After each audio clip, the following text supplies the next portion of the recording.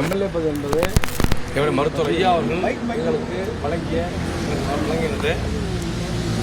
ஐயா சீட்டு கொடுத்தாங்க, சேலம் மேற்கு மக்கள் ஓட்டு போட்டாங்க. இருந்தாலும் கூட பாட்டாளி மக்கள் இருக்கிற ஒவ்வொருத்தருமே உச்சகட்ட மன உளைச்சல் இருக்கும். சொல்லனா துயரத்தன்மை. இந்த இது வந்து என்ன எப்படி அப்படிங்கிற சொல்லவே முடியாது. எல்லாம் மன வேதனை, மன அழுத்தம். இதில் அவ்வளோதான். நான் ஐயா பார்க்க வந்தேன். ஐயா தான் ஐயா பார்க்குறேன். ஐயா அவர்களை சந்திக்க வருகிறோம். மருத்துவ ஆமாங்க செய்தினா எங்களுக்கு ஐயா வந்து எங்களுக்கு கடவுள்.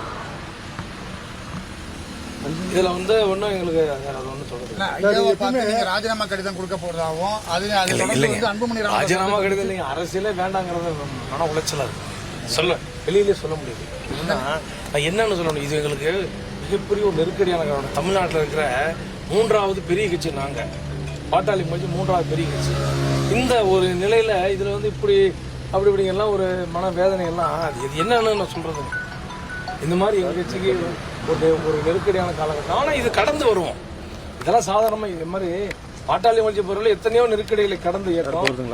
நிச்சயமாக இந்த நெருக்கடியும் கடந்து வரும். நெருக்கடியான சூழ்நிலையில் நீங்க ராஜினாமா பண்றது வந்து சரியான நீங்க சொல்லக்கூடிய விஷயம். தைலாபுரத்தை கோயில் நிச்சயமா ஐயா வந்து நீங்க சாமின்னு சொல்லி மருத்துவர் ஐயா. ஆமா, நேற்று அவர் வருத்தப்பட்டு விஷயம் நடக்குது. நீங்களும் கேட்டுக்கீங்க. சில மாவட்ட தலைவர்கள் நீக்கி இருக்கிறாங்கன்ற மாதிரி சொல்றாங்க.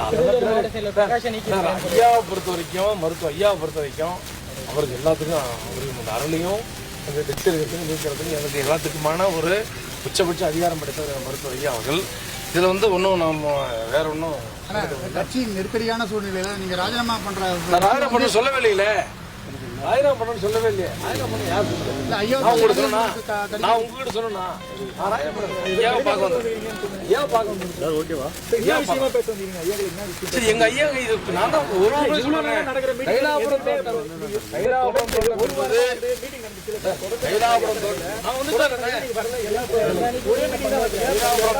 தைலாபுரம் தோட்டம் என்பது ஒவ்வொரு வன்னியருடைய பாட்டாளி மக்களினுடைய கோவில்.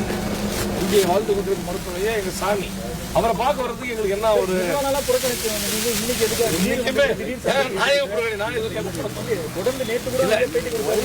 நீங்க எல்லா கூட நான் சேலத்துல இருக்கிற அங்கிருந்து 300 கிலோமீட்டர் வரும், 250 கிலோமீட்டர் தினம் போயிட்டு வர முடியுமா?